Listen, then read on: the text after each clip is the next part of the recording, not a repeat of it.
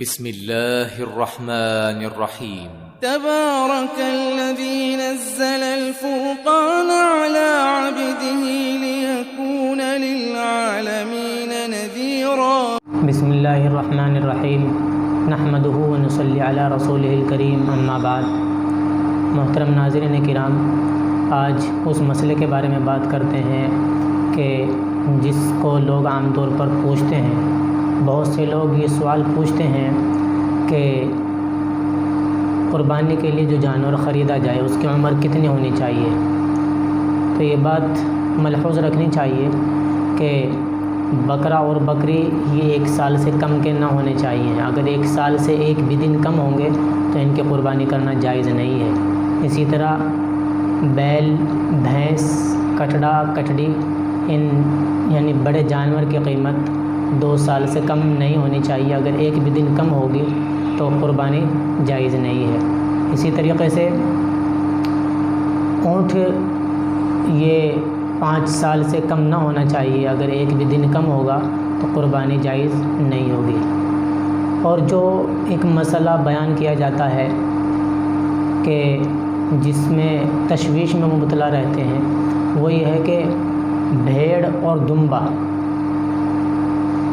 اگر 1 سال سے کم کے ہوں، 6 مہینے کے بھی ہوں، لیکن وہ دیکھنے میں ایسے لگتے ہوں کہ یہ 1 سال کے ہیں، تو بھیڑ اور دمبے میں مسئلہ یہ ہے کہ وہ 6 مہینے کی بھی ان کی قربانی جائز ہو جائے گی۔ لیکن یہ صرف بھیڑ اور دمبے میں ہے، بکری اور بکرے میں یہ مسئلہ نہیں ہے۔ بہت سے لوگ بکری اور بکرے میں بھی یہی مسئلہ بتلا دیتے ہیں۔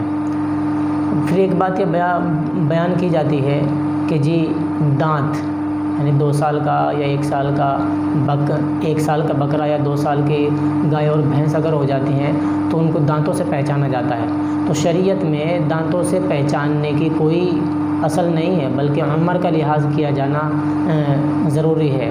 البتہ اگر کوئی اس چیز کا ماہر ہے کہ وہ دانتوں کو دیکھ کر کے بتلا دیتا ہے اور وہاں پر عمر کا پتہ نہیں چل رہا ہے، اور دانتوں سے پہچاننے والا اس کو پہچان کر کے بتا دے کہ یہ 2 سال سے کم کا ہے، 2 سال سے زائد کا ہے، تب پھر ان کا اعتبار کیا جائے گا کہ دانت وغیرہ ہونے سے کتنے سال کا شمار کیا جاتا ہے۔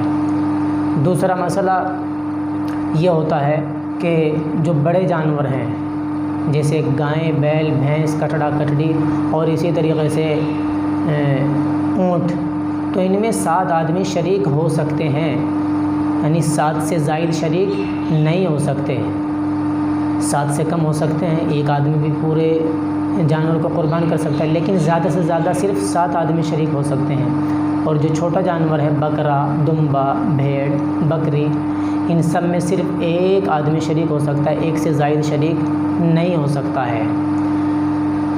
اسی طریقے سے ایک مسئلہ یہ ہوتا ہے کہ کوئی آدمی نفل قربانی کرنا چاہ رہا ہے، تو ایک جانور کے اندر گھر کے تمام افراد کو اگر شریک کرنا چاہے بکرے کے اندر، اور وہ نفل قربانی کسی کو ثواب پہنچانے کے لیے کر رہا ہے، تو 1 سے زائد آدمیوں کو شریک کر سکتا ہے۔ اسی طریقے سے بڑے جانور کے اندر کسی آدمی نے ایک حصہ لیا، اس ایک حصے کے اندر وہ نفل قربانی کی نیت کر کے میت کو ثواب پہنچانا چاہ رہا ہے، یا اللہ کے نبی صلی اللہ علیہ وسلم کی طرف سے وہ قربانی کرنا چاہ رہا ہے نفل کے ثواب پہنچانے کی غرض سے، تو 1 آدمی سے زائد بھی وہ اس میں نیت کر سکتا ہے۔ اس میں کوئی حرج کی بات نہیں ہے۔